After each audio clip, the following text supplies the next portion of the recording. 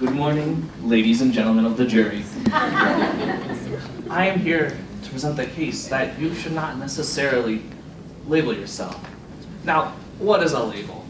Imagine you're just walking around, you see people, you see things, you just happen to have a sticky note in your pocket. You pull it out, you write something down that describes that person or thing, you put it on them. That's a label.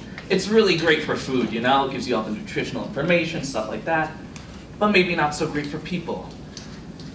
We all have labels, you know them, positive ones, negative ones, how you label yourself, how you think people label you.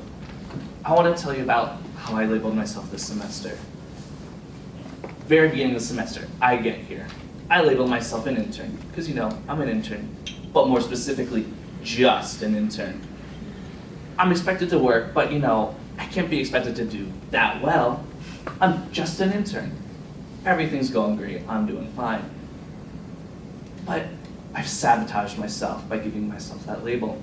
And it wasn't until a few weeks in where I was teaching my own financial literacy class to 4th and 5th graders that I realized I wasn't just an intern.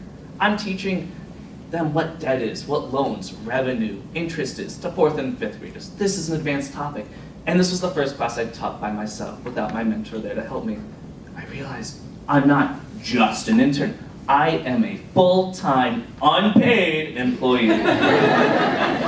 And so that's when I realized I can't sabotage myself anymore like this.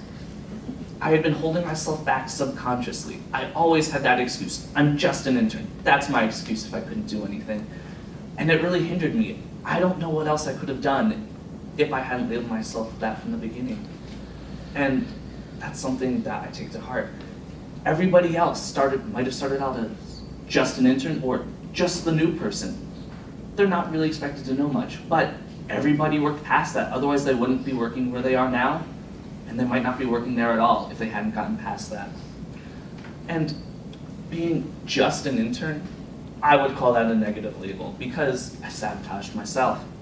But what about positive labels? Should you label yourself a positive thing?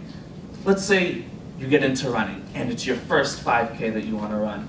You've been training so hard, you're hyping yourself up. I'm the best, I'm the fastest. You run it, but you've never run a 5K with people before. You get stuck behind some people, you take a stumble, your time isn't as good as you thought it would be. And so you beat yourself up because you didn't live up to your own expectations. But you still finished. You finished that 5K, you did great. The only person to blame is yourself because you are bringing yourself down, no one else is. So by giving yourself a positive label, if you don't live up to that, you're just going to disappoint yourself. And by giving yourself a negative label, you're going to be sabotaging yourself. And so I would implore all of you, in everything you do, to not give yourself a label. Go in with a clean slate. Everything will be fine, and we'll go from there. I rest my case. Thank you.